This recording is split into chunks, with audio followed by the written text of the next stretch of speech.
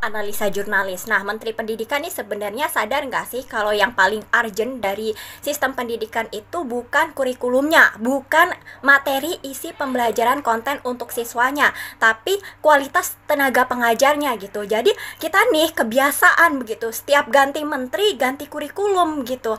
Jadi kita mempertaruhkan pendidikan itu kan sifatnya penting ya, penting tapi dilihatnya itu dalam jangka waktu yang lama. Untuk hasilnya tuh kita bisa lihatnya dalam jangka waktu yang lama, seperti misalnya 1 dekade 2 dekade lagi kita baru bisa lihat hasilnya gitu, hasil dari pembelajaran itu kan, pembangunan manusianya gitu, nggak sebentar gitu. Dan kita harus mempertaruhkan dengan pergantian kurikulum dengan melihat hasilnya 10 sampai 20 dekade lagi begitu. Sedangkan yang paling urgent saat ini adalah kualitas tenaga pengajarnya, selain juga kesejahteraan guru ya.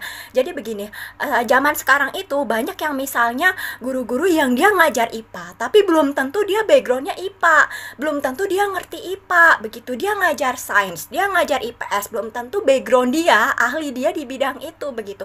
Jadi kualitas untuk menseleksi guru nih disepelekan kalau di Indonesia. Harusnya nggak boleh, harusnya nggak bisa. Selama ini kan kita cenderung fokusnya tuh ke kurikulum melulu gitu yang harus diganti begitu.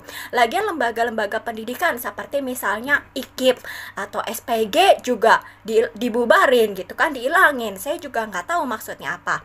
Nah, kalau pendidikan itu, kalau di Indonesia ini beda ya. Kalau Indonesia negara kepulauan, sedangkan kita beda, terdiri dari suku, ras, agama gitu, macam-macam ya kan, dari Sabang sampai Merauke. Nah, pendidikan di Indonesia ini unik, jadi dia nggak bisa disamaratakan dengan satu sistem dari pusat gitu, karena masing-masing daerah punya kebutuhan pendidikan yang beda-beda. Misalnya daerah A dia punya kebutuhan pendidikan yang beda-beda karena konturnya yang beda. Mungkin dia pedesaan, mungkin dia pertanian.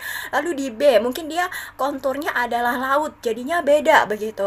Lalu kualitas tenaga pengajarnya, budayanya juga beda. Jadi nggak bisa disamaratakan sebenarnya pendidikan di Indonesia itu. Udah gitu infrastruktur, masalah akses begitu.